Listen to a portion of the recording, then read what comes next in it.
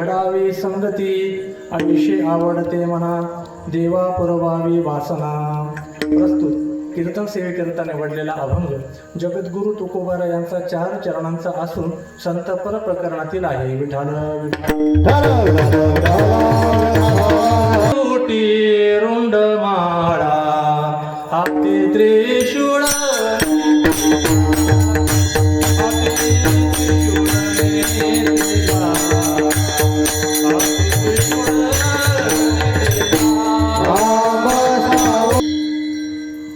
अभंग तुकोबारायांचा असून या अभंगातील प्रतिपाद्य विषय असा आहे. तुकोबाराय सांगतात, देवा ज्यांच्या चित्तात देव वसतो अशा संत महात्म्यांची मला संगती दे. ही संत महात्म्यांची संगती मला आवडते आणि हीच वासना माझ्या मनामध्ये आहे. अशा संत जनांची किंवा हरिजनांची नेहमी संगती व्हावी आणि अंगसंगाची तुटी होऊ नये. अशा संत महात्म्यांच्या संगतीमधलं जिणं हे भलं म्हणजे चांगलं आहे, हितकारक आहे. म्हणून अशा संतांची संगती मला दे.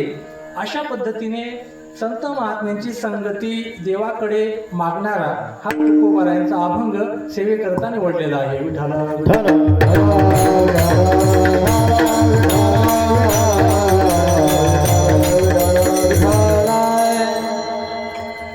अभंगाकडे वळण्यापूर्वी अल्पसा परिहार द्यायचा तो असा. शिव भोळा चक्रवर्ती त्याचे पाय माझे चित्ती. स्वानंद सुखनिवासी जोग महाराज ब्रह्मीभूत गुरुवर्य श्री रंगनाथ महाराज परभणीकर यांच्या आशीर्वादाने कपालेश्वर पंचक्रोशीतील भाविक तथा श्री पंडित महाराज पैठणकर यांच्या सहकार्याने हनुमतीपरायण गुरुवर्य नाना यांच्या कुशल मार्गदर्शनाने हा जो सोहळा भगवान कपालेश्वर शिवलिंग प्राणप्रतिष्ठा वर्धापन दिन सोहळा, ग्रंथराज ज्ञानेश्वरी पारायण सोहळा, गाथा भजन सोहळा संपन्न होतो आहे. या सोहळ्यातील 4थ्या दिवसाची सेवा नानांच्या आज्ञेस्तव माझ्या वाटेला आली. तसे नियोजित कीर्तनकार वेगळे होते, पण प्रकृती अस्वास्थ्यामुळे त्यांना अडचण आली, ती येऊ शकले नाही. आणि म्हणून मला नानांनी आज्ञा केली आणि गुरूंची आज्ञा पालन करणं हे सेवकाचं कर्तव्य आहे. म्हणून आम्ही नानांच्या कपालेश्वर भगवंतांच्या तुमच्या सर्व ज्येष्ठ श्रेष्ठ भाविकांच्या दर्शनाचा योग हा अतिशय आनंद देणारा असल्यामुळे मला येथे येण्याचा हा योग आलेला आहे. या कार्यक्रमासाठी उपस्थित सर्व ज्ञानवृद्ध, वयोवृद्ध, ज्येष्ठ श्रेष्ठ, तपोनिष्ठ, गायनाचार्य, मृदंगाचार्य, विनेकरी महाराज, साऊंड सिस्टीमवाले, चोपदार महाराज आणि सर्व श्रोतू वर्ग, सर्वांना सर्वांच्या चरणी मी सर्वप्रथम नतमस्तक होतो. विशेष म्हणजे हे तीर्थक्षेत्र कपालेश्वर आहे. काही ठिकाणं हे तीर्थ असतात पण क्षेत्र नसतात. काही क्षेत्र असतात पण तीर्थ नसतात. काही तीर्थही नसतात आणि क्षेत्रही नसतात. काही मात्र तीर्थही असतात आणि क्षेत्रही असतात. क्षेत्र कशाला म्हणायचं? जिथं संत आहे आणि देव आहे त्याला म्हणायचं क्षेत्र. इथं नानांसारखे संत आहे आणि कपालेश्वर भगवंत आहे, माऊली आहेत, पांडुरंग परमात्मा आहे, म्हणून हे क्षेत्र आहे. आणि इथं तीर्थ पण आहे, म्हणून याला म्हणायचं तीर्थक्षेत्र. अशा या तीर्थक्षेत्राच्या ठिकाणी आणि आपले सर्वांचे गुरुस्थानी असलेले नाना त्यांच्या मार्गदर्शनाने गेल्या अनेक वर्षांपासून हा जो सोहळा सुरू होतो. तसं मला एक सांगायला आनंद वाटेल का आमचे दुसरे गुरुवारी इकडे जे बसलेले आहेत महाराज, मी खूप लहान होतो तेव्हापासून महाराजांना मी पाहतो. कदाचित ते त्याच्या आधीपासून इथे येत असतील, पण तेव्हा इथं मला एक सप्ताहाला 7 दिवस राहण्याचा योग आलेला होता. आणि मला इथं कोण घेऊन आलं होतं? पुंजाराम अण्णांचे वडील जे काळू पाटील होते. ते मला तेव्हा काहीच म्हणता येत नव्हतं, पण पकवास थोडासा वाजवता येत होता. मग तेव्हा मी महाराजांच्या गाथा भजनामध्ये, काकड्यामध्ये आणि हरिपाठामध्ये पकवास वाजायचो. कीर्तनकार त्यांच्याबरोबर दुसरे मोठे मोठे मृदंगाचार्य घेऊन यायचे. कीर्तनात काही योग येत नव्हता. तेवढी इथं सेवा झालेली आहे. काकड्याच्या आधी आंघोळी 3 वाजता कराव्या लागायच्या. नाना तिकडं समोर राहायचे तेव्हा, बरं का. आणि तेव्हा मला बाबांची गवळण चांगली बसलेली आहे, गड्यांनो राजा किरे झाला. तर ते तेव्हापासून मी लक्षात ठेवलेले, बरं का. बाबांनी गावं आपण ऐकत राहा असा बाबांचा आवाज आहे. आणि गाथा भजनाची परंपरा मी तर म्हणेल एवढ्या सगळ्या कसमध्ये परिसरामध्ये फक्त इथं चालू आहे. ते पण बाबांमुळे चालू आहे. आमचे तात्या सप्ताह करायचे तेव्हा ते गाथा भजन व्हायचं म्हणे. ते म्हटलं तर आता बाकी कुठे दुसरे त्या पंधात पडत नाही. काकड्याची पंचायत आहे तर गाथा भजन कुठं, अशी गंमत आहे. आणि ती इथंच होऊ शकतं असं भाग आहे. आणि मला विशेष आनंद असा वाटतो, आता बघा तुम्ही कीर्तन कसे लावलेले आहेत बघा. पहिल्या दिवशी चंद्रकांत महाराज, ते आता आजी तर नाही आहे. दुसऱ्या दिवशी मंगेश महाराज, तिसऱ्या दिवशी उमेश महाराज, चौथ्या दिवशी मी. आता उद्यापासूनचं मला माहिती नाही. आज अर्धा सप्ताह झालाय. अर्धा सप्ताह नानांच्या शिष्यांचा आहे. मी धरून तुम्ही म्हणाल तुम्ही काय शिकेल शकतो नानाकडे. मी नानांचा शेवटचा विद्यार्थी म्हणा तुम्ही का. नानांकडे मी संता घेतलेली. तसं काही आध्यात्मिक शंका समाधान तर घेत असतोच, पण मला असं इच्छा होती मनामध्ये काय इथं यावं, संता घ्यावी.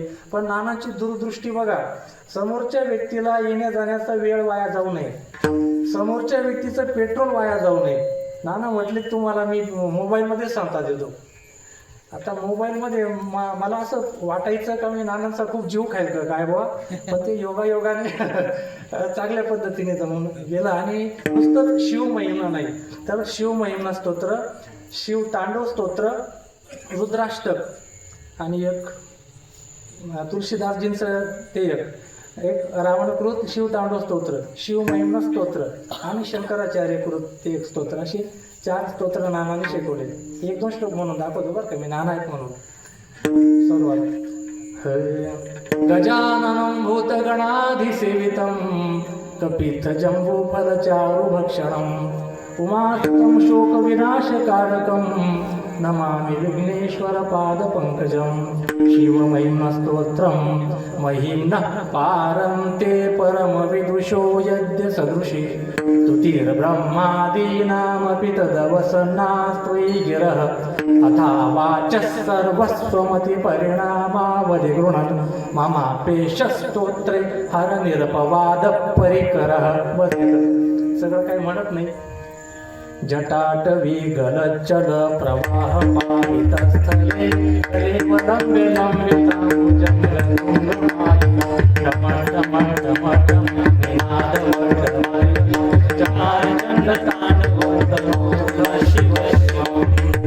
अशी सगळे स्तोत्र नानांनी मला शिकवले. त्याच्यामुळे आजपर्यंतचे कीर्तन नानांचे शिष्यांचे उद्यापासूनचं मला माहिती नाही. त्यांचा आपल्या परिचय पण नाही. आता दुसरे तुम्हाला याच्यातलं गंमत सांगतो मी. नानांनी कीर्तन कसे ठेवले बघा. काल झालं तुमचं ना उमेश महाराज. उमेश शब्दाचा अर्थ माहिती तुम्हाला. उमा अधिक ईश. उमा म्हणजे पार्वती, पार्वतीचा ईश म्हणजे कोण, भगवान शंकर. उमेश म्हणजे भगवान शंकर, मंगेश म्हणजे पण भगवान शंकर. पण असं आहे का भगवान शंकराच्या मुकुटस्थानी इथं चंद्र असला पाहिजे, म्हणून पहिला दिवस चंद्रकांत आणि मग भगवान शंकर.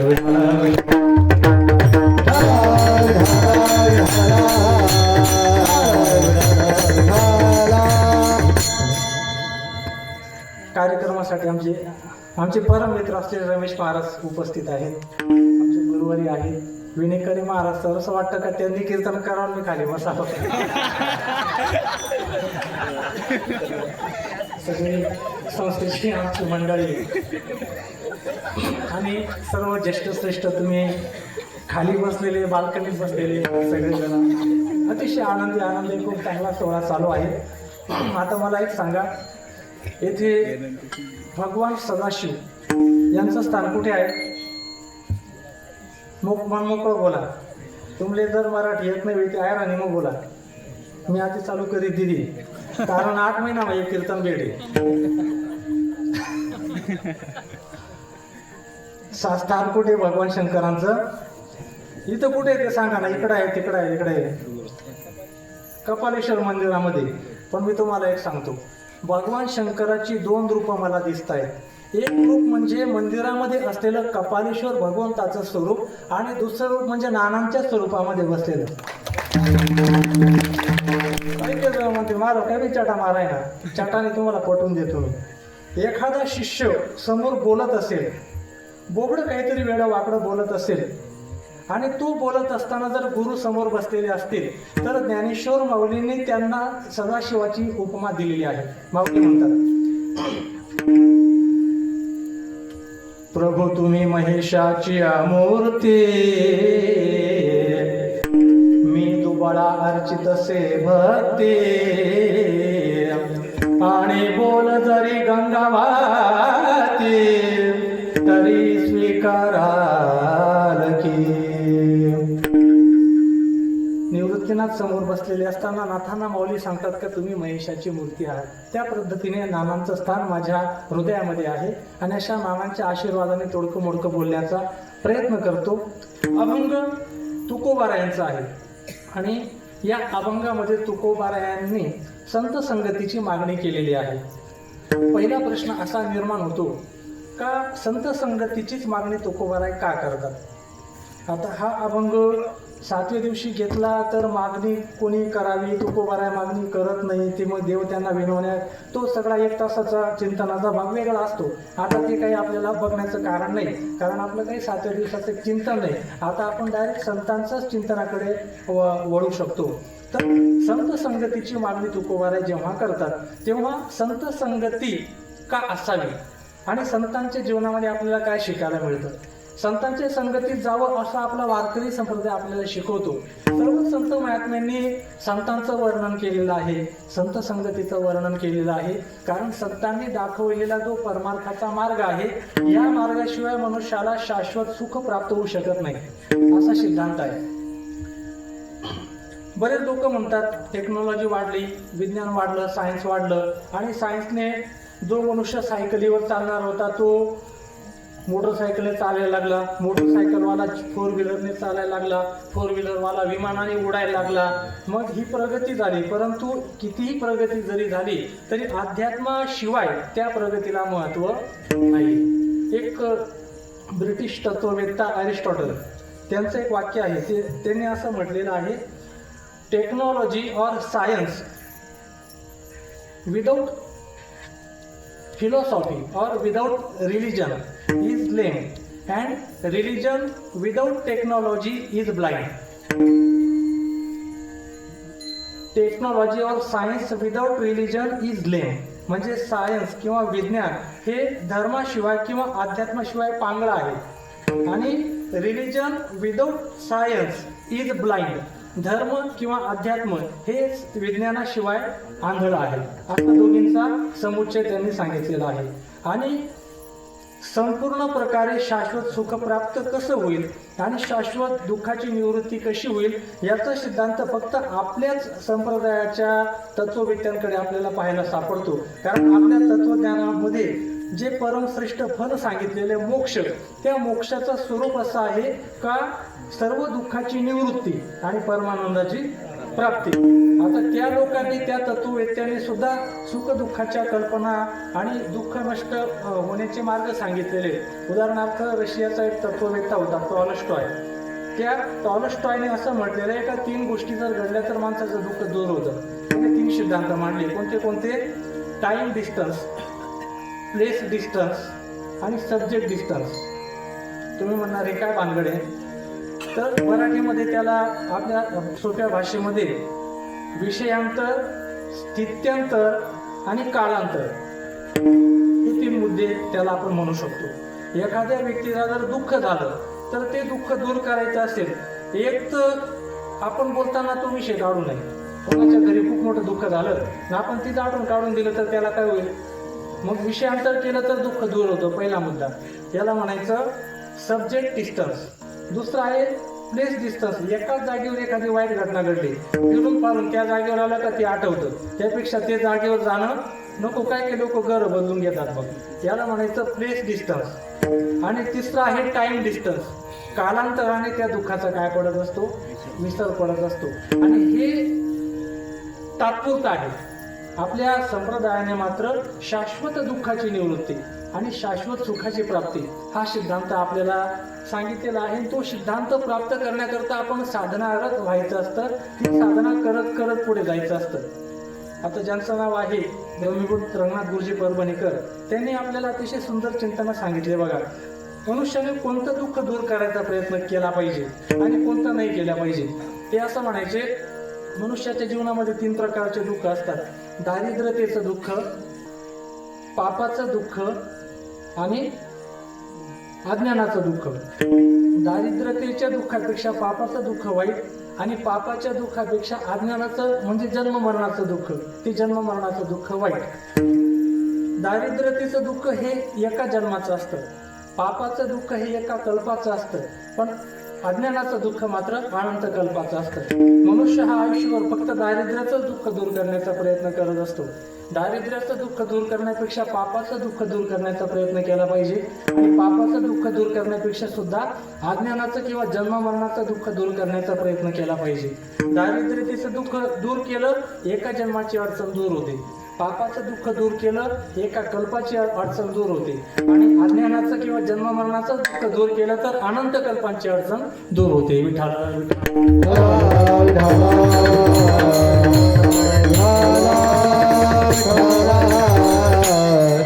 हे सगळं आपल्याला संतांच्या सानिध्यात शिकायला मिळतं. म्हणून मी तर म्हणेल, आपण सर्वजण ते जातं जे असतं, जातं माहिती ना सगळ्यांना, त्याला आपण घट्ट्या म्हणतो. त्या घट्ट्यामध्ये सापडलेल्या दाण्यांसारखे आहोत. मग त्या घट्ट्यामध्ये आपण सापडलो, आपलं काय होणार शे? पीठ होणे असं वाटत असेल तर दाण्याने काय करावं? खुंट्याला पकडावं. खुंट्याच्या जवळ जो दाणा येईल त्याचं पीठ होणार नाही. तसं नानांच्या पायाजवळ जे येतील ते संसार रूपी जातेमध्ये भरले जाणार नाही. तुम्ही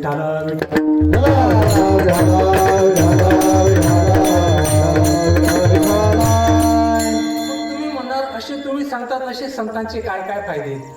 संतांच्या कृपेने काय फायदे प्राप्त होतात? मुख्यतः संत कृपेने 2 फायदे प्राप्त होतात, 2 लाभ प्राप्त होतात. एक असतो व्यावहारिक लाभ आणि दुसरा असतो पारमार्थिक लाभ. सुरुवातीला व्यावहारिक लाभ सांगतो आणि मग पारमार्थिक लाभ सांगतो. व्यावहारिक लाभ संत महात्म्यांच्या कृपेने कोणता प्राप्त होतो किंवा कोणते प्राप्त होतात याच्याविषयी भर्तृहरी नावाच्या एका शास्त्रज्ञाने, तत्वचिंतकाने, त्यांच्या नीती शतक नावाचा एक ग्रंथ आहे. नीती शतक, वैरागी शतक असे ग्रंथ त्यांनी लिहिलेले आहेत.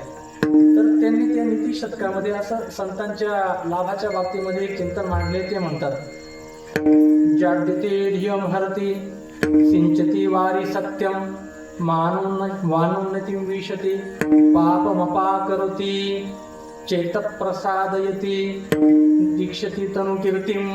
असे 6 लाभ त्यांनी सांगितलेले. कोणते कोणते 6 लाभ बघा. जाड्यते धियम हरति. धिय म्हणजे बुद्धी, धी म्हणजे बुद्धी. बुद्धीचा जडपणा संतांच्या कृपेने नष्ट होतो. हा पहिला व्यावहारिक लाभ संत कृपेचा आहे. दुसरा, जाड्यते धियम हरति सिंचती वाची सत्यम. आपल्या वाचेमध्ये सत्य स्वरूप परमात्मा त्याचं ज्ञान किंवा त्याचं नाम संत कृपेमुळे प्राप्त होतं. हा दुसरा लाभ आहे. तिसरा, मानोन्नतिं विशति. संत कृपेमुळे मान प्राप्त होतो. चौथा लाभ, संत कृपा जर होत असेल तर पापमपाकरोति, म्हणजे आपल्या जीवनातलं पाप नष्ट होतं. हा चौथा लाभ. 5वा लाभ, चेत प्रसादयति, म्हणजे मन प्रसन्न होतं, अंतःकरण प्रसन्न होतं. आणि 6वा लाभ हा कीर्ती प्राप्त होते. अशा पद्धतीने 6 लाभ संत कृपेने प्राप्त होतात. थोडक्यात तुम्हाला चिंतन सांगून जातो. पहिलं सांगितलेलं आहे जाड्यम धियो हरति. किती मोठा बुद्धीचं मांद्य असो किंवा बुद्धीचा जडपणा असो, संत महात्म्यांच्या कृपेने, आशीर्वादाने तो बुद्धीचा जडपणा हा दूर होत असतो. बुद्धी ही तेजस्वी होत असते किंवा त्याला ज्ञानाची प्राप्ती होत असते. अनेक उदाहरणं याच्याकरता सांगता येतील. आपल्याला सर्वात निर्बुद्ध प्राणी माहिती असेल कोणता? रेडा. आणि सर्वात कठीण जर काय असेल तर तो वेद. सर्वात कठीण वेद आणि सर्वात निर्बुद्ध प्राणी रेडा. अशा निर्बुद्ध असलेल्या रेड्याला सुद्धा वेद बोलता आला. ही कोणाची कृपा होती? ही त्या माऊलीची कृपा होती. म्हणून महाराज म्हणतात, रेड्या मुखी वेद बोलविला गर्व तुझ्या विला विरुद्ध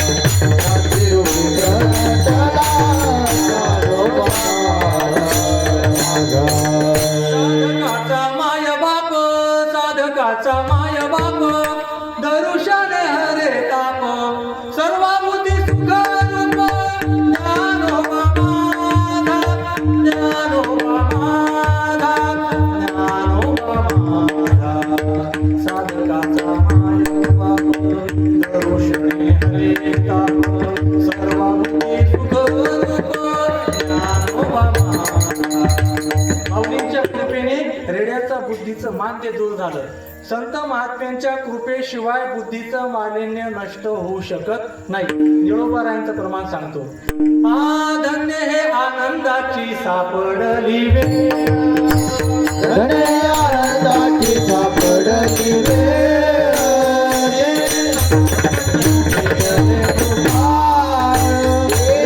संत सजन भेटले गोपाळ, जाय भेड्या बुद्धीचा उमाळ,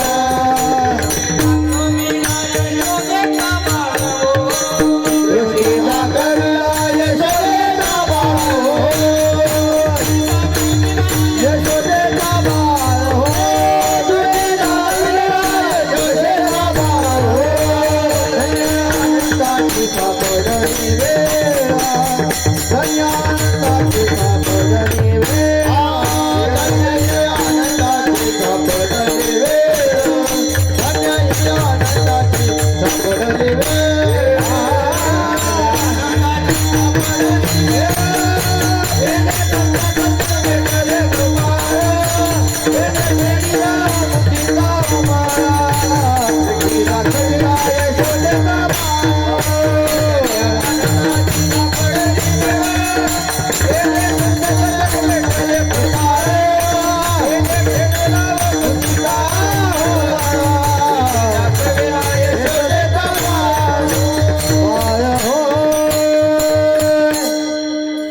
त्यांनी फेडियाला बुद्धीचा उमळ. संतांच्या कृपेशिवाय बुद्धीचं मालिन्य नष्ट होऊ शकत नाही.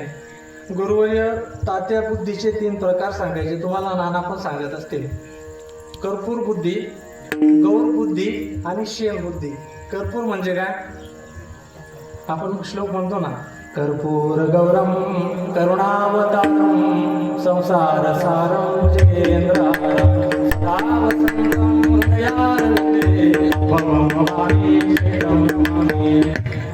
कर्पूर बुद्धी. कापराला काडी लावली किती तासाने पेटतो रे?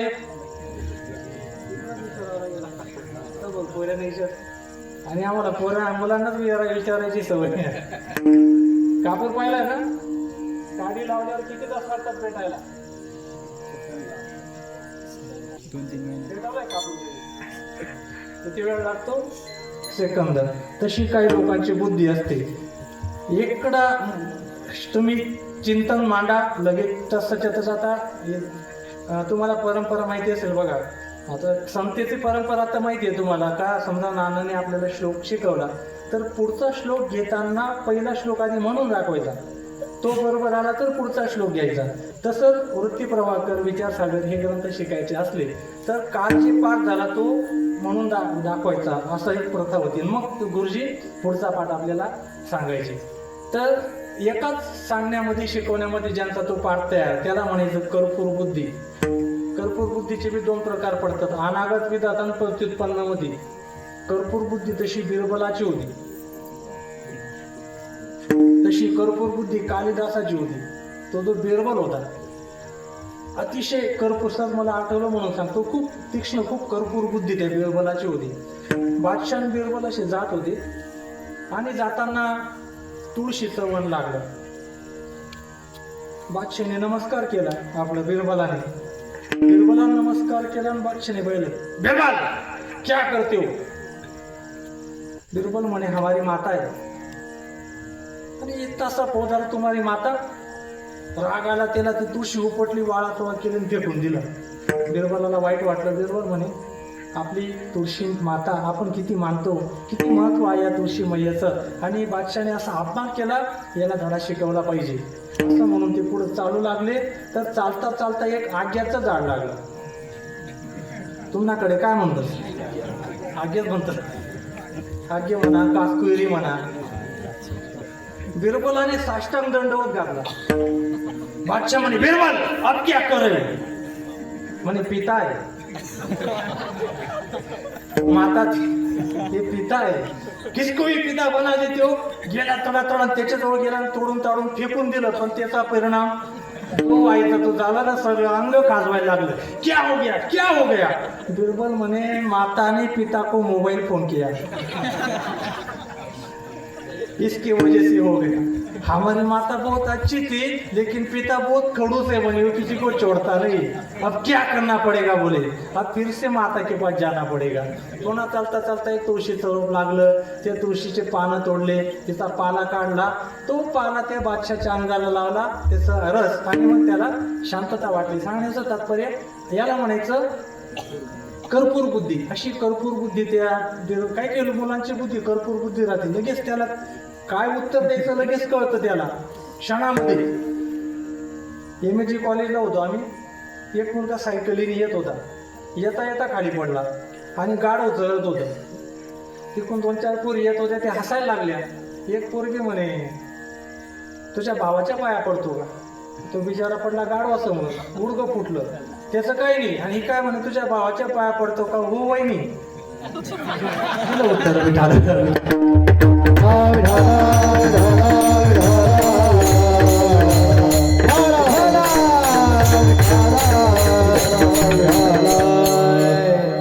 दुसरी आहे गौर बुद्धी। गौरीला पण काडी लावल्यावर गौरी पेटते, पण नदीवर जास्त विषयापर्यंत पेटली तर पेटली, लगेच नाही पेटत, टाइम लागतो। तशा काही काही गौऱ्या असतात 2-3 वर्षात 10वी, 2-3 वर्षात 12वी काढून देतात ते, किंवा मग बाकीच्यांना 4 वर्षात पेटा बांधतात, तर हे 7-8 वर्षात बांधतात, एवढा फरक पडतो। पण तिसरी बुद्धी मात्र भयानक बोगस, शेण बुद्धी। शेणाला किती काड्या लावल्या म्हणजे पेटेल। तशा काही काही गुरुजी रिटायर होई जातात तरी त्याच वर्गमा पुढे जायलाच तयार नाही। त्याने विचारलं काय रे भाऊ, पाया पक्का करायला म्हणे, तू पुढे जायला तयार नाही। या 3 प्रकारच्या बुद्धी, याच्यापैकी कोणत्याही प्रकारची बुद्धी राहू द्या, संतांची कृपा असेल तर बुद्धीचं मालिन्य नष्ट होतं। आमचे गुरुवर्य दृष्टांत सांगायचे, एक मोठे मानाकीत कीर्तनकार, आणि डायरीच खाली नाही, मला तर डायरी लागत नाही। तुम्ही म्हणता तू ना पाठवतील बा, पाठ नाही होत डायरीमध्ये, डायरी परवडत नाही, इतके कीर्तन असतात, फक्त लक्षात राहून जातात ते। मग त्याची डायरी मात्र अशी फुल भरलेली, आणि मग गाडी 4 व्हीलर, ड्रायव्हर, मोठा समाज जमायचा, मग तो ड्रायव्हर झोपून घ्यायचा। कीर्तनकार म्हणे का रे, किती लोक माझं कीर्तन ऐकतात, माझ्या पाया पडतात, आणि तू एक बी कीर्तन ऐकत नाही। तो म्हणे महाराज प्रत्येक ठिकाणी 30 कॅसेट लावतोच म्हणे, तुम्ही काय करा, काल दिन बी तेच होतं, आज बी तेच शे, सगळे ठिकाणी तेच शे। लोकांसले काय माहिती, लोकांना वाटलं वा वा वा, छान, लोकांना काही माहित नसतं याच्याकडे एवढंच आहे बा असं।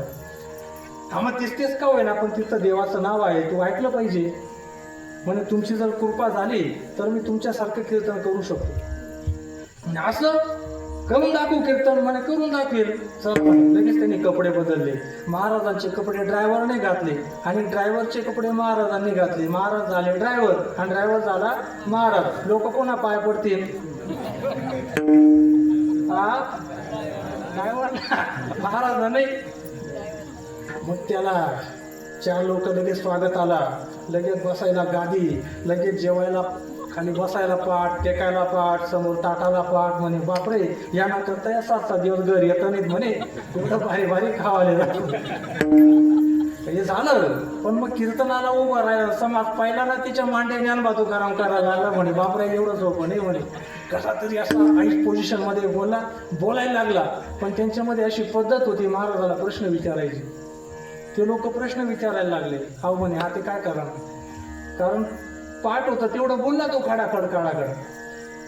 मग ते लोकांना हा काय म्हणे, हे बघा काय विचारायचं ते विचारा, पण असं नका विचारू म्हणे, मला लिहून द्या म्हणे। मग त्यांनी चिठ्ठ्यामध्ये लिहून दिलं, याने ती चिठ्ठी पाहायची, तोंड पिळायचं आणि चिठ्ठी फेकून द्यायची, चिठ्ठी पाहायची, तोंड पिळायचं, चिठ्ठी फेकून द्यायची। लोक म्हणे काही चुकलं गड्या आपलं म्हणे महाराज काही चुकलंय का आमचं, प्रश्न काही चुकलाय का? तू म्हणे असे क्षुल्लक प्रश्न मला विचारतात म्हणे, एवढे साधे प्रश्न, आणि यांची उत्तरं मला येत नाही असं वाटतं का म्हणून तुम्हाला? या क्षुल्लक प्रश्नाची उत्तरं तर माझ्या गाडीचा ड्रायव्हर देईल। लोक म्हणे खरंच याने गाडीला ड्रायव्हर उत्तर देस का म्हणे। गेले लोक, ड्रायव्हर साहेब म्हणे काय, एवढ्या प्रश्नांची उत्तर द्या, आता अंतरीचे दावे। बाय ड्रायव्हरने बरोबर उत्तर दिलं। लोक काय म्हणे, ड्रायव्हर तर एवढा हुशार, महाराज कितला हुशार।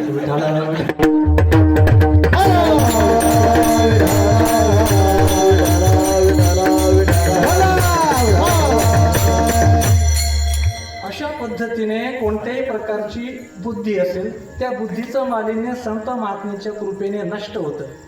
जाड्यम धियो हरती. याला दृष्टांत काय? गावबा. काही लोक म्हणतील आम्ही गावबाना ऐकेलचे. ऐकलं तुम्ही? जाऊ दे, मी गावबा काही सांगत नाही तुम्हाला मी कोंड्या सांगतो.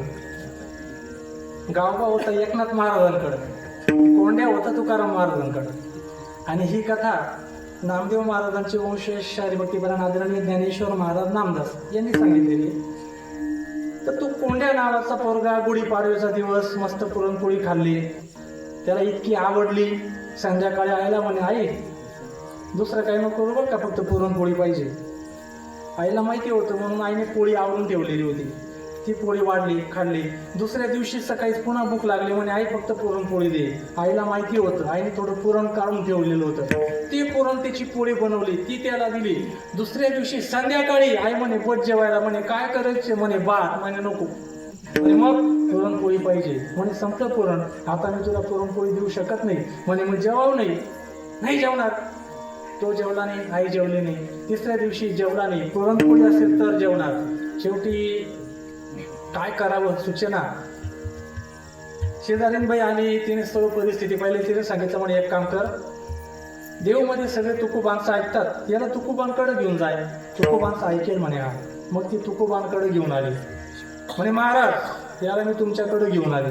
बऱ्याचदा सगळीकडे फिरून फारून कुठे समजा गुण आला नाही तर मग लोक जातात, महाराज अवतुमनात आले. मग आधी घरीच आली बुवा. पण मग आमचे बी संतान, आमचे वारकरी एवढे कच्चे नाही, जो कुठे चालत नाही ना त्याला इतकं मोठं करतात का अख्खा समाज त्याच्या पाया पडून. असं आहे. तुकाराम महाराजांनी विचारलं म्हणे काय रे, काय नाव तुझं? म्हणे कोंड्या. काय शिकायचं तुला? पकवाज, गायन, कीर्तनकार व्हायचंय का? म्हणे नाही. म्हणे मग व्यासपीठ प्रमुख? म्हणे नाही. म्हणे दशक्रियाचार्य? म्हणे नाही. बारशाचार्य? ते विचार्य होई घेता, ते आचार्य, टमुक आचार्य? म्हणे नाही. म्हणे काय करायचंय तुला? म्हणे मला फक्त पुरणपोळी खावायची. पुरणपोळी खायची ना तुला इथंच राहावं लागेल. म्हणे पुरणपोळी जर दिशात तुम्ही मसनवटी मागे राहावं तयार. मंदिरात राहावं लागला. गमत काय होती, ते पाटील आणि त्या पाटलांचा दररोज महानैवेद्य असायचा. नैवेद्य वेगळा आणि महानैवेद्य वेगळा. आपल्या घरात जे केलेलं आहे ते दररोज त्याचा नैवेद्य देणं, त्याला म्हणायचं नैवेद्य. आणि सणावारीच्या दिवशी जे आपण देतो त्याला म्हणायचं महानैवेद्य. तो दररोज असायचा, पण साधा सुद्धा नाही. पुरणपोळीचा, ते पण 5 पुरणपोळ्या. बरं त्या पुरणपोळ्या बी अशा मोठ्या मोठ्या, इतक्या मोठ्या का भरपूर मोठं पुरण, आणि बारीक बारीक ती वरचं फक्त त्याच्यामध्ये पोळीसारखं. असं नाही बाहेरच्या पोळीमध्ये पुरण शोधावं लागेल. अशी पुरणाच्या 5 पोळ्या, त्याच्याबरोबर दह्याची वाटी वेगळी, त्याच्याबरोबर पापड वेगळा, त्याच्याबरोबर कुरडई वेगळी, रशीभात वेगळा, लिंबू, अजून काय काय राहत, हा भजा कुडा काय तोडले 50 काही देऊ बरं का. हे सर खीर, हा खीर राहून गेली बरं का. तुला जास्त आवडते वाटते. त्या मोठ्या महानैवेद्यावर तुकोबारायांचं अख्खं कुटुंब जेवण करायचं. एवढा मोठा महानैवेद्य. हा कोंड्या आला तो भाऊ कोणा वाटायला काही जाऊ दे नाही, एकटा हानी जाईल. बरं तो कसा खायचा? सगळं 5 पोळ्याचं काही एकदम खावं नाही ना. तुम्ही संस्था माझी कोंड्याशी वाटते. ऐका आता माझं बरं का, आता मी पुढे काय सांगतो ते ऐका. मग तुमच्या संस्थेमध्ये जर कोंड्या असेल तर त्याचं पुढं काय होईल ते तुम्हाला आता मी सांगतो बरं का. तो कोंड्या दुपारी पुरणपोळी खायचा, रात्री खायचा, आणि जी उरली का ती दुसऱ्या दिवशी नाश्त्याला पण खायची. पण उरू द्यायची नाही, याला कोणाला भेटू द्यायची नाही. दुसरं कोणी राहिलं असतं तुकोबारायांच्या जागेवर, होय नाही वाट आता तुमचं नागर. महाराजांनी त्याला तसं काही म्हटलं नाही. आणि काम काही नाही ना, खायचं काय लिहून लोई लिव, काय लिहून लोई लिव, एवढंच खायचं फक्त झोपायचं. असा मगर मस्त झाला तो. 7-8-10 किलो वजन वाढलं त्याचं. मग मस्त्या करायला लागला, पोरांना हाणायचं. पोरांना मार येतं का? सगळेच पोरं काय सारखे नसतात. काय करायचं बरं आहे, असं 2 पोरांना करायचा तो असा आणि असा गप्प असं डोकं असायचं.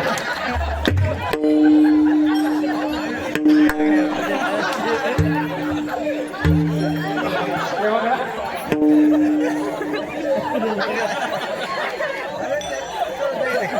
बरं का? हो. महाराज नाव काय तुमचं? सागर हा? सागर महाराज. हे पहा, मला काहीच माहित नाही इथलं. बरं का? कसं आहे, कीर्तनकाराचं बोलणं म्हणजे रेडीमेड कपडा राहतो. ज्याला फिट बसला त्याला बसून जातो. आपलं काय आहे त्याच्यामध्ये विटाला.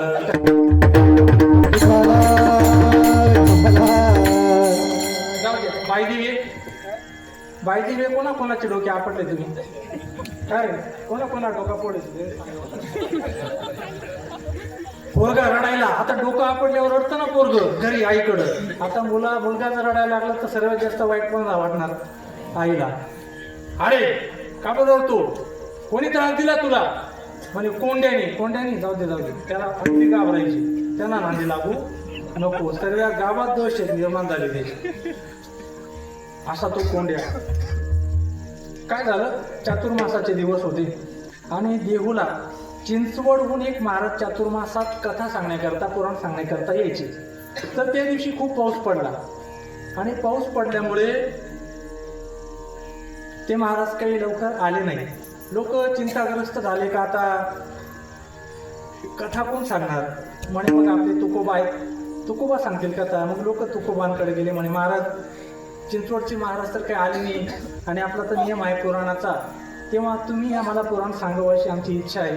तुकोबाने सांगितलं, माझं पामर आहे काय थोडं, पण मला ते पुराण वगैरे काही येत नाही. म्हणे मग कोण सांगेल आजचे, आपला खाडा पडेल. म्हणे कोंड्या सांगेल, जा त्याला उठवा. ते लोक घाबरले. म्हणे आम्हाला काही बी सांगा, पुराण बंद ठेवा, पण त्याला उठाडायला जाडू नका, तो आमले हाणाशिवाय राहू नये. घाबरले लोक. शेवटी तुकोबाने सांगितलं, म्हणे जा. घाबरत गेले. मस्त असं वाकळ टाकून झोपलेला होता गोधड. एकाने अशी गोधड हळूच बाईला केली, लगेच उठा, कोण आहे ना रागामध्ये. त्यांनी सांगितलं, तुकोबांनी पाठवलं. तुकोबांचं नाव ऐकलं, मग शांत झाला. असं येतो, बाकी कोणले बी घाबरत नसे, पण नाना त्याचे घाबरत होईल. मग शांत झाला. म्हणे काय म्हणणं आहे? म्हणे तू आज पुराण सांगावं. तो म्हणे पुराण, मी पुरण खातो म्हणे. पुराण नाही सांगत, पुरण खावायला द्या म्हणे 4-5 पाट्या काही असो नाही. म्हणे सांगावं लागेल. तुकोबारायांनी त्याच्या मस्तकावर हात ठेवला. ये हृदयीचे ते हृदयी घातले. त्याला म्हणायचं शक्तिपात. आणि क्षणामध्ये त्याला इतकी बुद्धी प्राप्त झाली का अस्खलित पुराण सांगायला लागला.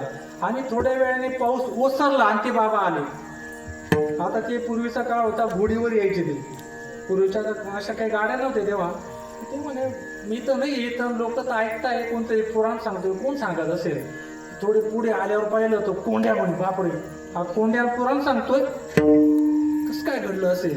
बरं, याने त्या सर्व लोकांच्या मनात तर दहशत निर्माण केली होतीच, पण त्या पुराणी बाबाच्या पण मनात दहशत होती. काय माहितीये का, ते बाबा आल्याशी त्या झाडाला ते गोडी बांधायचे आणि ते जेव्हा पुराण सांगायचे का आवाज आहे ती गोडी सोडी द्यायची. रातभर तो बाबा गोडी पाहत फिरे. असा तो कोंड्या तुकोबारायांच्या आशीर्वादाने, तुकोबारायांच्या कृपेने अस्खलित पुराण सांगणारा झाला. ही संतांची काय आहे, कृपा आहे. विठ्ठला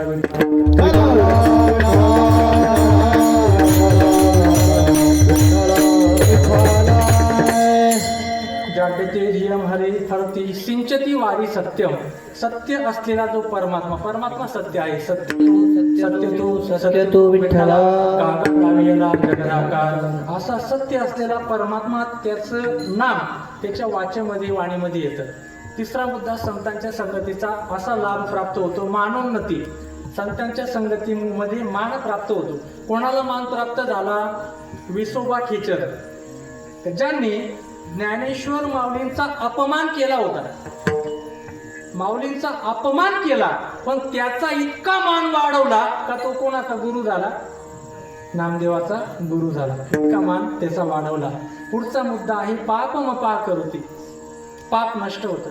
कोणत्याही प्रकारचं का पाप असे ना, पापाचे अनेक प्रकार शास्त्रामध्ये सांगितलेले आहेत. पाप उपपाप, महापाप, अनुपाप असे ते वेगवेगळे पाप, ते काय मी तुम्हाला आता सांगत बसत नाही. असे कोणत्याही प्रकारचे जरी पाप असले तरी संत महात्म्यांच्या संगतीने त्या पापांचा नाश होतो. विठाल विठाल.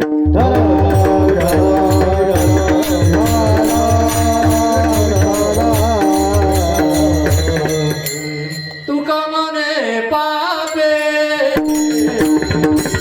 तुका म्हणे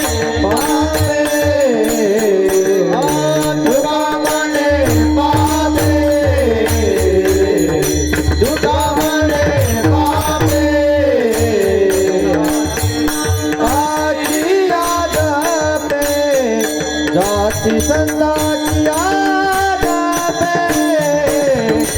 हरी बाबा पार्वती नेह माझी माझा तुझी संताची याद जाती संताची याद नेह माझी माझा तुझी नेह माझी माझा तुझी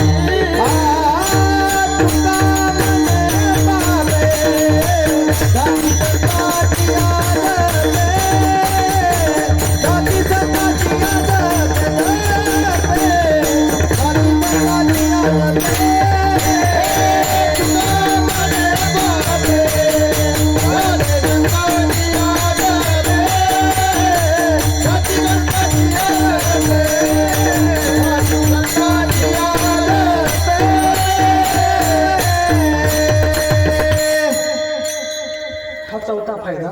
पाचवा फायदा चेत प्रसारित ती चित्ताला प्रसन्नता प्राप्त होते. तुका म्हणे मना झाले समाधान देखील या चरण वैष्णवांचे ऐशे बळ नाही अनेकाचे अंगी. शेवटचा फायदा संत महात्म्यांच्या कृपेचा कीर्ती वाढते. कोळियाची कीर्ती वाढली गहन कोळियाची कीर्ती वाढली गहन कोळियाची कीर्ती वाढली गहन कोळियाची कीर्ती वाढली गहन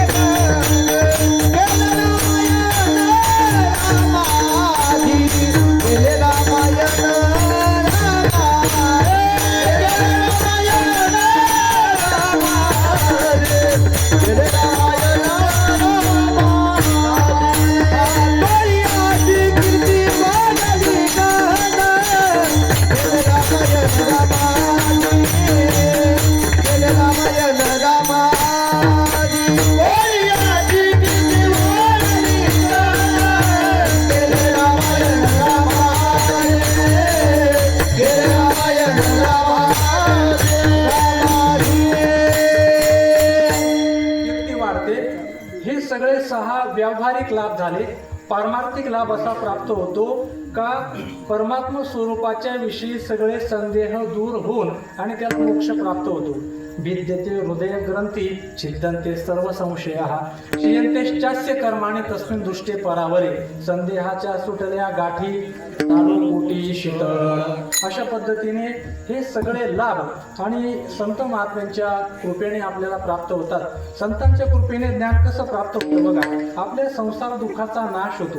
संसार दुःखाला कारण रामगीतेमध्ये आणि विचारसागरामध्ये हे चिंतन आलेलं आहे का संसार दुःखाला कारण आहे शरीर, शरीराला कारण आहे पाप पुण्य, पाप पुण्याला कारण आहे अनुकूल प्रतिकूल ज्ञान, अनुकूल प्रतिकूल ज्ञानाला कारण आहे भेद ज्ञान आणि भेद ज्ञानाला कारण आहे आत्मस्वरूपाचं ज्ञान. आत्मस्वरूपाचं ज्ञान गेलं का भेद ज्ञान जातं, भेद ज्ञान गेलं का अनुकूल प्रतिकूल ज्ञान जातं, अनुकूल प्रतिकूल ज्ञान गेलं का मग पाप पुण्य जातात आणि पाप पुण्य जर गेलं तर पुन्हा जन्म घ्यावा लागत नाही. हे सगळं फळ आपल्याला संत महात्म्यांच्या कृपेने प्राप्त होत असल्यामुळे अशा संतांची संगती तुकोबाराय अभंगाच्या पहिल्या चरणात मागतात. देव वचे चित्ती देव वचे चित्ती हो देव वचे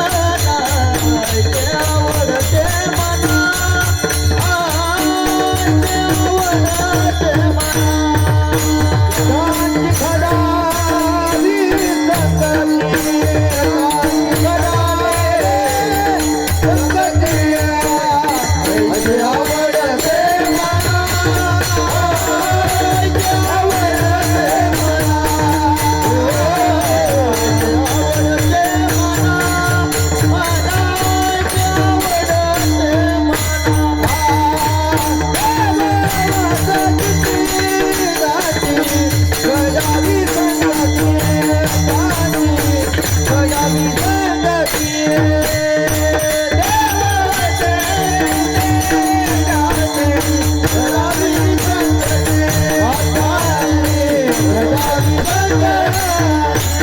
संगती देव वसे चित्ती त्याची घडावी संगती. वि शब्द आधीच लावायचा, नाही तर मग अर्थ बदलून जातो. त्याची घडावी संगती असा अर्थ होतो. तर त्याची घडावी संगती.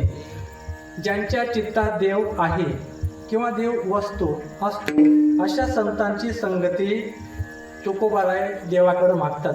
येथे दोन प्रश्न निर्माण होतात. पहिला प्रश्न असा निर्माण होतो का देव संतांची संगती दे असा स्पष्ट उल्लेख केलेला नाही. फक्त एवढंच म्हटलंय का देव वसे चित्ती त्याची घडावी संगती. मग देव कोणाच्या चित्तात नाही?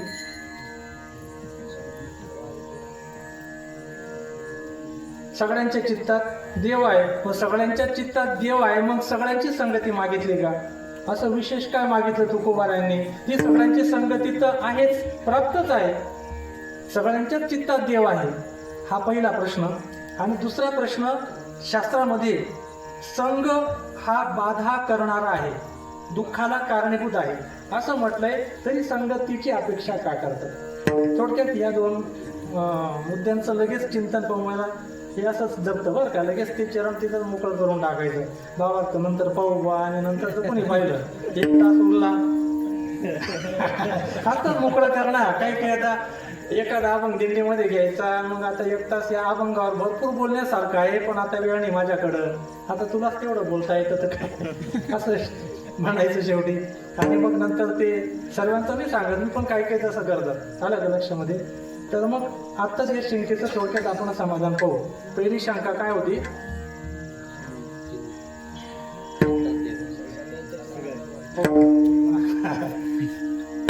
याला म्हणतात कर्पूर बुद्धी.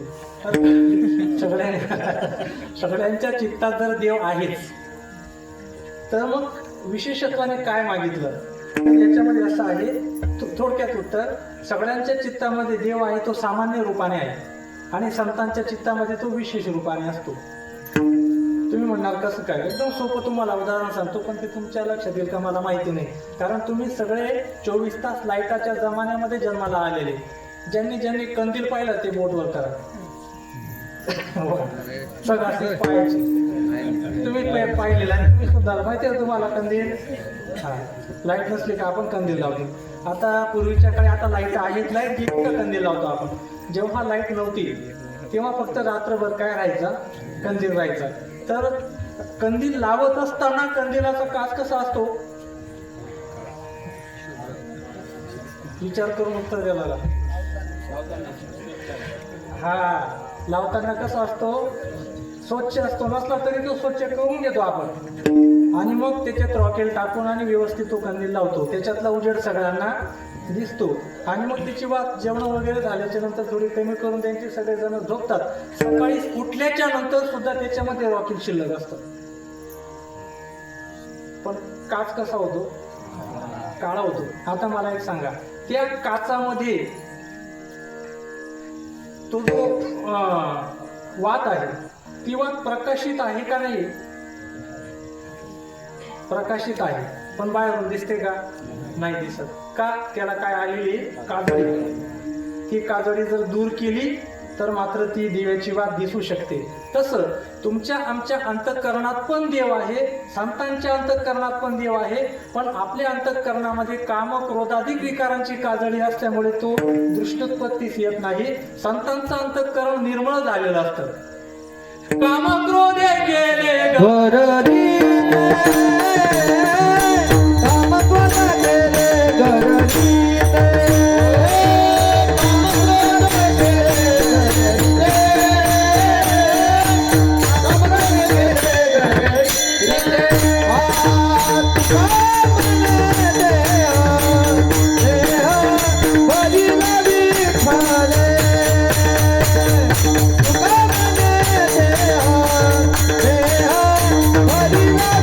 Hare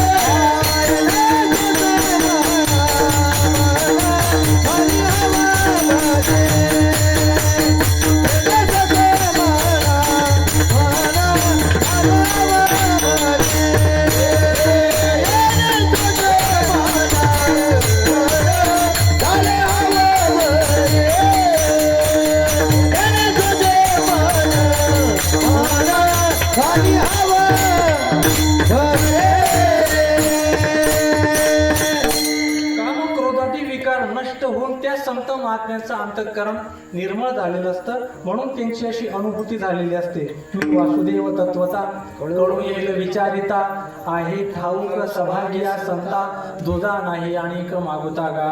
अशा पद्धतीने संत महात्म्यांच्या अंतःकरणामध्ये विशेषत्वाने देव राहतो. किंवा दुसरं उदाहरण असं आहे का, दुधामध्ये लोणी असतं का नसतं? असतं, पण ते काढण्याकरता काय करावं लागतं? मंथन. मंथुनी नवनीता अनंता माया व्यक्त कथा सांडी मार्गो. किंवा लाकडामध्ये अग्नी असतो का नसतो? असतो. तो घर्षण करून प्रकाशित होत असतो. त्याप्रमाणे विशेषत्वाने संत महात्म्यांच्या चित्तामध्ये देव असल्यामुळे, आणि वसे शब्द घातलेला आहे, हे लक्षात घ्या. असे वेगळं आणि वसे वेगळं. वसे म्हणजे वस्ती करून राहणे, त्याच्यात जाणीवपूर्वकता आहे. आणि असे म्हणण्यामध्ये सामान्यपणा आहे. तुमच्या आमच्या बाबतीमध्ये देव असे चित्ती, पण संतांच्या बाबतीमध्ये देव वसे चित्ती. तुम्ही म्हणणार काय प्रमाण? अध्यायामधले उभी काय सुरुवात. मी होणे असे क्षेत्र संन्यासी, जया निजे लिया ते उपासी. हा, तरी जयांचे चौखटे मानसी, होणे असे क्षेत्र संन्यासी, जया निजे लिया ते उपासी वैरागी. नाना समोर असल्यामुळे विसरायला परवानगी आहे, कारण विसरला का आहेतच है ना. मला वाटतं महात्मा नसतो माम पार्थ दैवीन प्रकृती मासिका हा भजनाने मनसो ज्ञात्वा भूतादिमो या श्लोकावरची पहिली उभी. तर मी होणे असे क्षेत्र संन्यासी. संत महात्म्यांच्या चित्तामध्ये भगवान स्वतःहून क्षेत्र संन्यास म्हणजे काय, आमचे तात्या सांगायचे बरं का, संन्यासाचे 2 प्रकार पडतात. शब्द आला म्हणून लगेच आठवलं म्हणून सांगतो.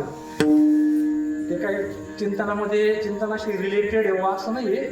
तर संन्याशी 2 प्रकारचे कोण असायचे म्हणे का, पहिला असा संन्याशी आहे का ज्याने 3 दिवसापेक्षा जास्त वेळ एका ठिकाणी थांबायचं नाही, तो एक संन्याशी.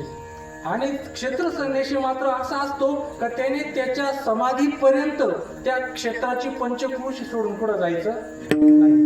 आता भगवान म्हणतो मी संत महात्म्यांच्या चित्तात क्षेत्र संन्यास घेतो, याचा अर्थच तो त्या भक्ताचं चित्त सोडून कुठे जा. आता पंढरपूरचं तात्या उदाहरण सांगायचे का, काही संन्यासी जे होते ते चातुर्मासाला थांबायचे, पण मग त्यांनी क्षेत्र संन्यास घेतलेला नसायचा. मग ते काय करायचे, त्यांना ती बाधा येईल ना, एकाच ठिकाणी 3 दिवसापेक्षा जास्त थांबायचं नाही. आणि तुम्ही तर क्षेत्र संन्यास घेतलेला नाही. मग 3 दिवस जेव्हा झाले का म्हणे, तर ते संन्याशी लोक पायी पंढरपूरच्या त्या पंचक्रोशीच्या बाहेर पायी जायचे. गाव बदललं, पुन्हा मध्ये यायचे आणि पुन्हा मग चातुर्मास श्रवण करायचे. हा त्यांनी सांगितलेला तो भाग होता. भगवंत त्यांच्या चित्तात वसतात, म्हणून अशा संतांची संगती मागतात. पहिला मुद्दा संपला. दुसरा प्रश्न असा आहे का, संगी ही बंधनाती लोकी. संघ हा मनुष्याला बंधनकारक बांधणार आहे, दुःख देणार आहे. तर मग अशा संघाची मागणी तुकोबाराय का करतात? तर त्याचं उत्तर असं आहे का, संघ हा जरी बांधणारा असला तरी सगळाच संघ बांधणारा नाही. कारण संघाशिवाय मनुष्य राहू शकत नाही. Man is a social animal. मनुष्य हा समाजशील प्राणी आहे, समाजाशिवाय तो राहू शकत नाही. मग त्याला कोणता ना कोणता संघ असतो. आता ते संघाचे वेगवेगळे प्रकार तुम्ही धरून चला, पण त्या संघाचे प्रामुख्याने 3 प्रकार पडतात: कुसंगती, विसंगती आणि सत्संगती. यामध्ये तुकोबारायांनी सत्संगतीची मागणी केलेली आहे. कुसंगतीने विनाश होतो, विसंगतीने फजिती होते आणि सत्संगतीने मोक्ष मिळतो. विठाला विठाला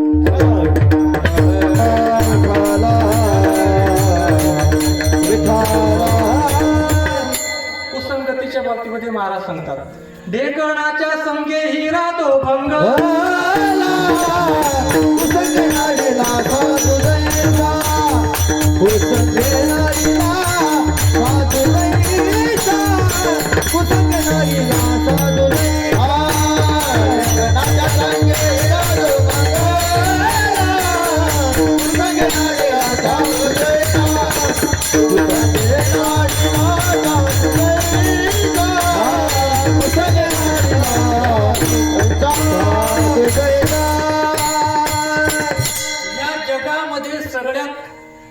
टणक धातू जर टणक वस्तू जर कोणती असेल तर तो कोणता आहे?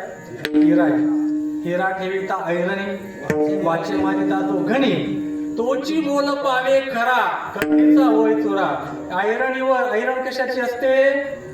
लोखंडाची. आणि गण कशाचा असतो? लोखंडाचा. तो हिरा जर त्या ऐरणीवर ठेवला आणि त्या घणाने त्याच्यावर प्रहार केला, एक तर तो घणात घुसून जातो, नाही तर ऐरण पण फुटत नाही.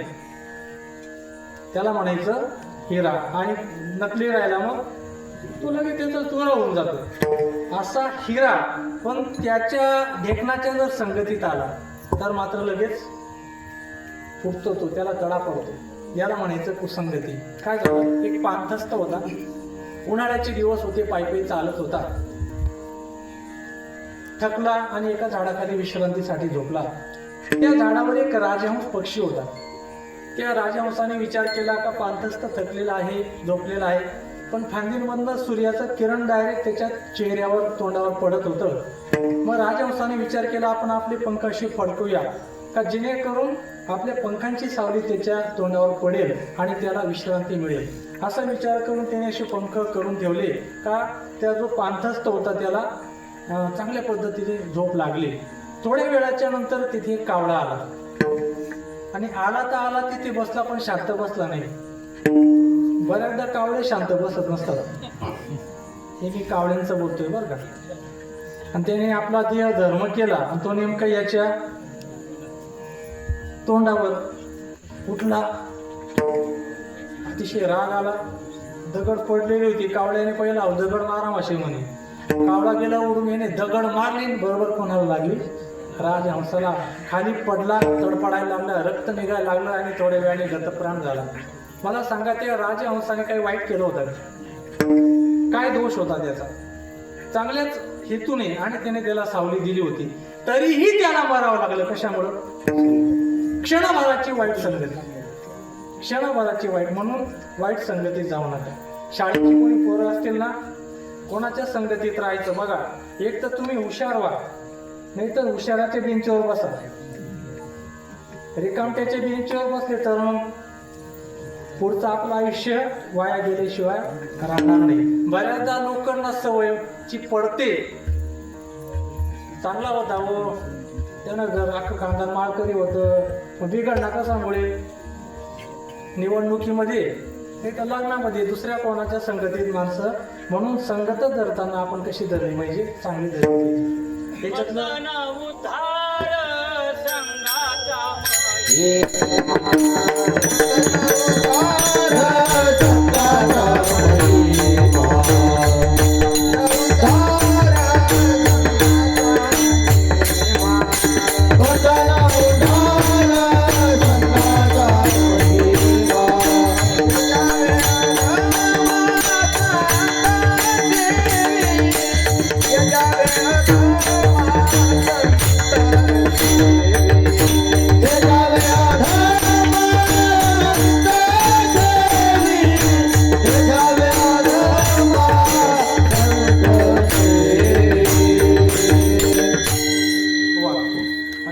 समर्पक प्रमाण दिलं महाराजांनी.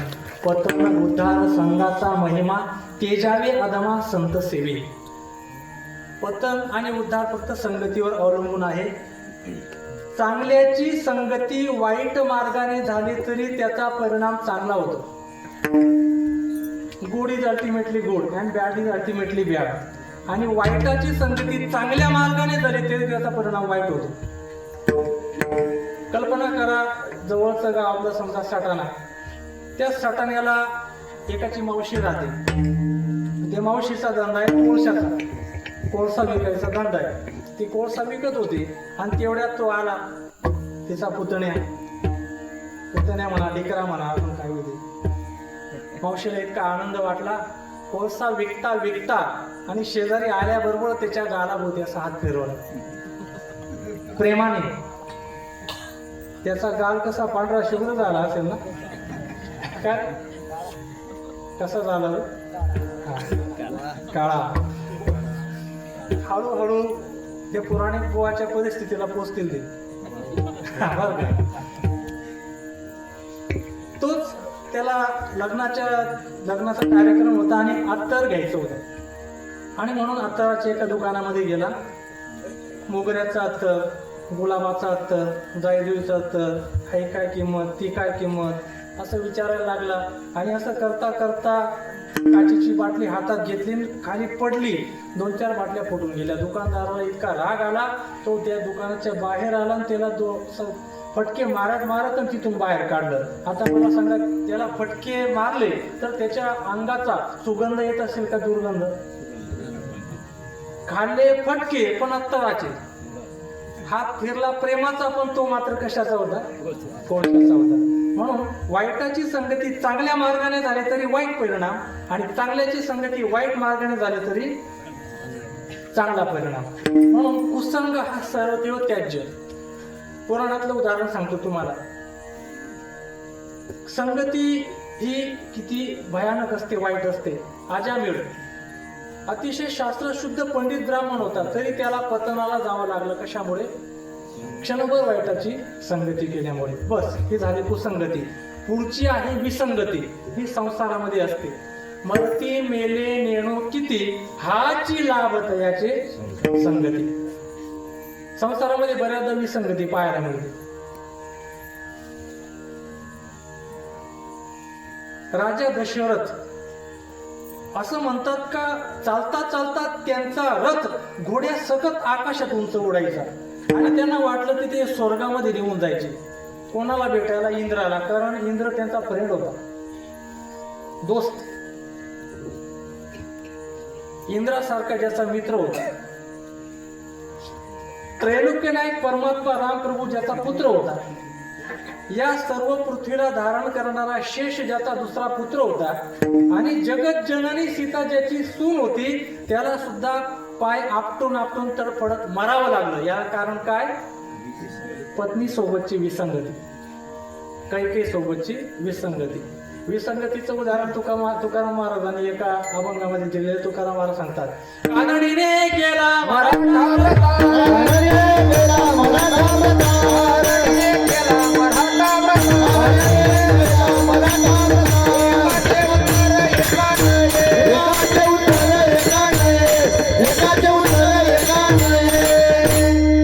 बायको होती कानडी म्हणजे कर्नाटकी.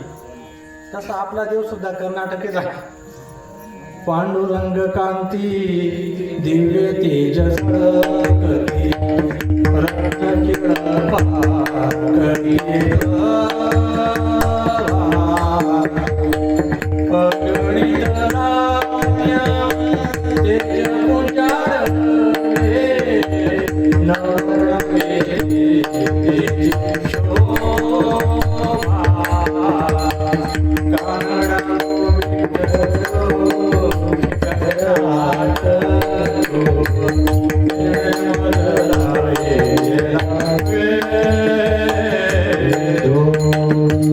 कोणी म्हटलंय माहितीये का? मागच्या हप्त्यामध्ये ज्यांचं देहावसान झालं ते आशा भोसले, त्यांनी म्हटलेलं आहे. विठ्ठल कर्नाटकी, बाई होती कर्नाटकी. थोडक्यात सांगतो, 5 मिनिटं राहिले आपले, 10:30. आणि नवरा होता मराठी. तुम्ही म्हणशाल मग तेव्हा व्हॉट्सअप नव्हतं बा, फेसबुक नव्हतं, त्याचं कसं काय जमणं होईल? ते तुकाराम महाराज विचार घे. आता जमून जातं कुठलंही कुठं. मग आता लग्न जमलं, मग सासूरवाडीला जायचं. मर्यादेमध्ये बसली. इतका मर्यादेचा काळ, ती खाली शीटावर बसली तो दरवाजा जाऊन. कारण मर्यादा होती, कोणी पाहिजे का काय. पूर्वी पायी नवरा बायको चालायचे तरी 10 फुटाचं अंतर ठेवायचे. आता मात्र हातात हात घालून, लग्नामध्ये सुद्धा हातात हात घालून चालतात. मी एकाला विचारलं, काय होई आता हातात हात घालून का बरं चालतात? पूर्वी तेवढे लांब चालायचे म्हणजे पूर्वी विश्वास होता म्हणे. आता हात सोडल्यावर पार्टी नको बदलायला हवं म्हणून हात धरून चालतात. विनोदाचा भाग आहे बरं का. मग महाराष्ट्राची बॉर्डर संपली आणि कर्नाटकची बॉर्डर लागली.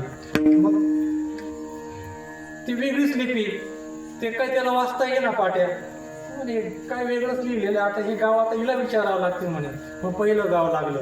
तिने तिला विचारलं, का ग हे कोणतं गाव? ते म्हणे येनांद्री. येनांद्री म्हणजे काय म्हणता, कारण त्याची भाषा तिला समजत नव्हती आणि तिची त्याला समजत नव्हती. त्याला वाटलं ह्या गावाचं नाव काय, येनांद्री. गेली रेल्वे पुढं 20 मिनिटं, दुसरं गाव लागलं. काय ग ह्याचं काय नाव, म्हणे येनांद्री. म्हणजे काय म्हणता तू, मी हायरी येनांद्री, ती बी येनांद्री. कदाचित ती खुर्द होईल. तुमच्याकडे आहे महाराज खुर्द बुद्ध आहे ना? मला वाटलं महाराज लांबचे आहे का काय? तुम्ही कुठले महाराज? जवळचे महाराज. जाऊ दे, मला वाटलं तिकडे कुठं बाबाच लांबचे म्हणजे आपल्यामध्ये बा. तुमच्याकडे राहते खुर्द बुद्ध आहे. बरं, चालली रेल्वे पुढं. तिसरं गाव लागलं. काय ग ह्याचं काय नाव, म्हणे येनांद्री. बापरे, पहिलं बी येनांद्री, दुसरं बी येनांद्री, हे कसं काय येनांद्री. त्यांनी विचार केला का कदाचित धरणग्रस्त गावाचे 2-4 गाव होतात, तसं असेल. अजून रेल्वे पुढे गेली, अजून एक गाव लागलं. काय ग कोणतं गाव आहे, का सांगितलं. बरोबर उत्तर द्या. तेच उत्तर दिलं. ती म्हणे येनांद्री. त्याने विचार केला हे कोणतंही गाव येनांद्री सांगते म्हणजे तिच्या राज्यामध्ये आल्यावर माझी मजा घेते म्हणे. हिला आता तिला राग यायला लागला. हिने जर खोटं सांगितलं ना, हिला आता धपका दिल्याशिवाय राहायचं नाही. धपका दिला का लक्षात ठेवा बरं का. असं म्हटलं का तेव्हा धपका आला पाहिजे. गेली रेल्वे पुढं. गेल्याच्या नंतर त्याने विचारलं, सांग म्हणे आता कोणतं गाव आहे. ती म्हणे येनांद्री. येनांद्री म्हटल्याबरोबर धप. याला म्हणतात टायमिंग. टायमिंग असेल तर 6 तर जातो, नाही तर विकेट पडते. क्रिकेटमध्ये टायमिंग महत्वाचा असतं. IPL मॅच चालू आहेत बघा. टायमिंग राहिली का ताकद नका लावून 6 आणि चौका जातो, आणि ताकद राहिली तरी मग कॅच आउट होऊन जातो तो. टायमिंग कोणाकडे असली पाहिजे, मृदुंगाची आर्याकडे असली पाहिजे. जोरात तिला धक्का मारला. घाबरली ती. घाबरल्याच्या नंतर या भडत्री म्हणायला लागली. या भडत्री म्हणजे का रागवता, का रागवता. तो म्हणे ह्या गावानं नाव या भडत्रीशी अगोदरच सांगते. तिकडे मारतो का म्हणे विटाला.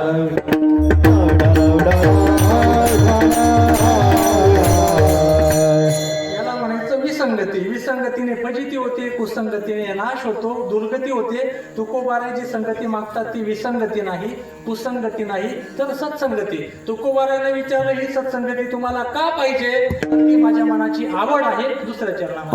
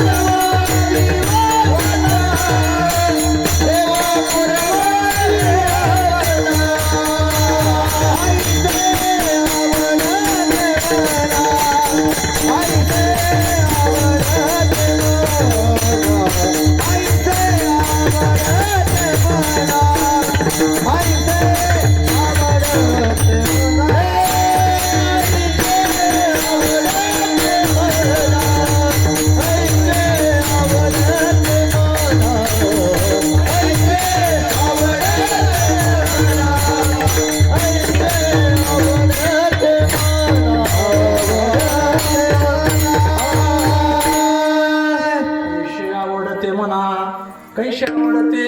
संतांची संगत तुकोबारायांना फक्त आवडायची म्हणून अनेक ठिकाणी तुकोबारायांनी फक्त संत संगतीचीच आणि अपेक्षा ठेवलेली आहे.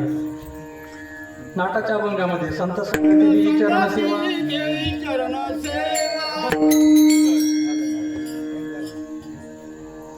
संत संगती देई चरणसेवा, जेणे हा तुझा विसर न पडावा, हाची भाव माझ्या जीवा पूर्वी देवा मनोरथ. किंवा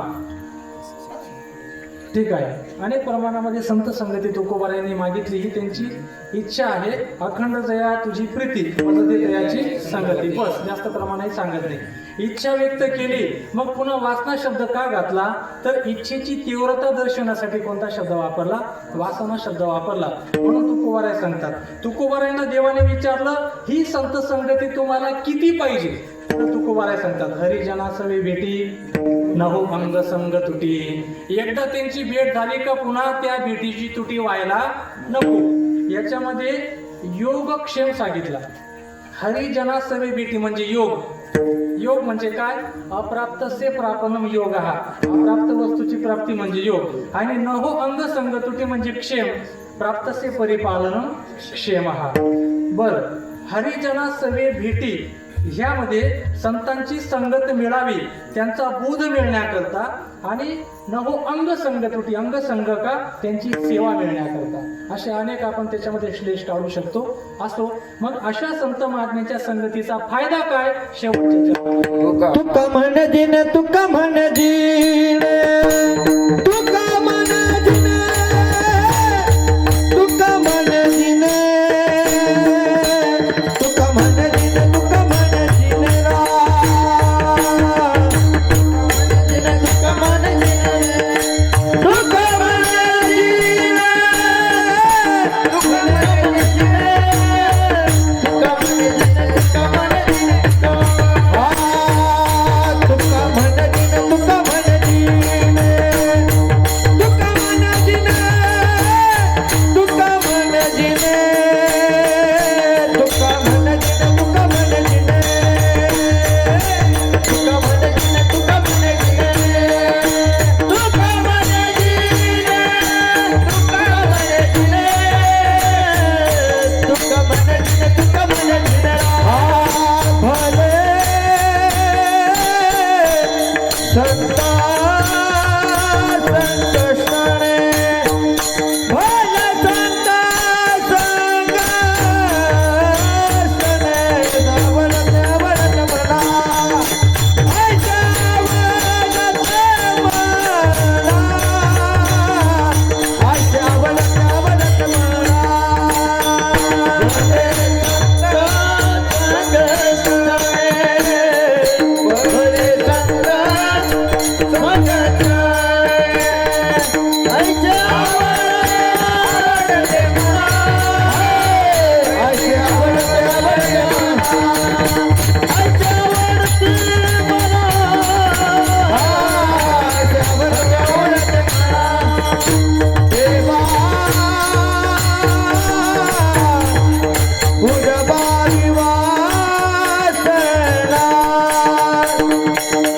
देवा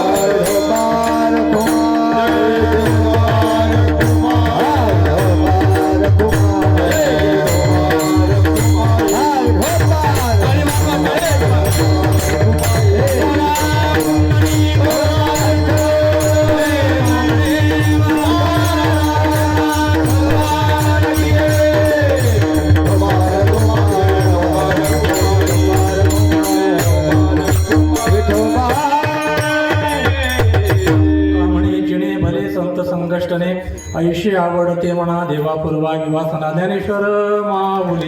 ज्ञानराज माऊली ज्ञानेश्वर माऊली ज्ञानेश्वर माऊली ज्ञानराज माऊली ज्ञानराज ज्ञानेश्वर माऊली ज्ञानराज